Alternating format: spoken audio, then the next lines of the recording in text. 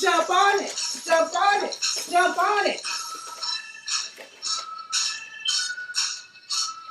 Data, jump on it, jump on it, jump on it. Data, jump on it, jump on it, jump on it. Data, jump on it, jump on it, jump on it. Research suggests that although African American girls are interested in science, they experience racism and sexism in the science domain and hence remain underrepresented in science programs and fields. These isms often discourage African American girls from pursuing careers in science. Those who remain highly motivated to continue studying science must swim against the tide. I use the constructivist theory approach by Sharmas. And Sharma simply says, data do not provide a window on reality.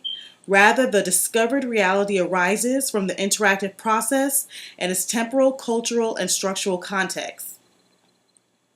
I collected data with classroom observations, direct observations, videotaping of selected lessons, informal teacher and student interviews, as well as my field notes. I use critical race theory in education as my lens, and it simply states that those who use critical race theory in education, we advocate to demonstrate the strength and complexity of people of color in ways that value the cultural traditions of the individuals represented. We use storytelling as a tool to contest the oppressive constructs of science and legislature that continue to generalize and marginalize people of color. Now, I started using grounded theory where I engage in coding from the start of the data collection, incident by incident, looking at African American girls in science classrooms. I did the open coding, and then I did focus coding where I compared the data, compared data with codes and codes with codes throughout the entire inquiry process. And I looked for these emergent patterns and themes. This allowed me to move beyond inductive knowledge and check my emergent theoretical ideas through collecting focused data. After this analysis, however, I was stuck. I came up with themes, but I didn't feel like I had enough to really construct a theory. And I wanted to share the experiences of African American girls in schools, but the experience that I had observing them and interacting with them as well. And so I looked at portraiture by Sarah Lawrence Lightfoot and Davis in 1997.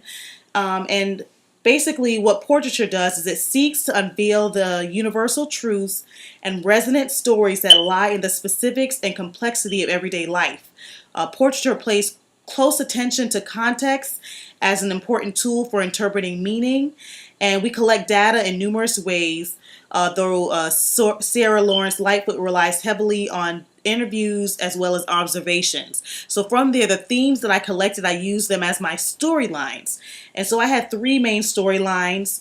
The enactment of reform-based science curriculum that does not attend to the sociocultural needs of African American girls can be restrictive and leads to low achievement in science. My second storyline is, although many African American girls have natural leadership abilities, these skills are not channeled in ways that are positive for science learning in sixth grade. And my last storyline was that teachers do not always recognize the impacts of pedagogical practices on African American girls' engagement in science lessons. So what I did as well was use critical race theory as my lens to look at it. And basically, critical race theory, again, it focuses on race as the central idea, and that's what I use to explore the intersections of race and gender as they're related to African American girls and their experiences in middle school classrooms.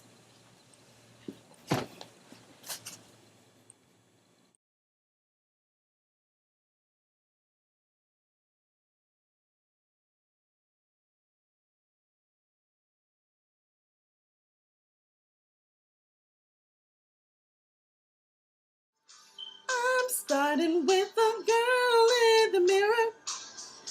I'm asking her to change her ways. And no message could have been any clearer. If you want to make the world a better place, take a look at yourself and make a change.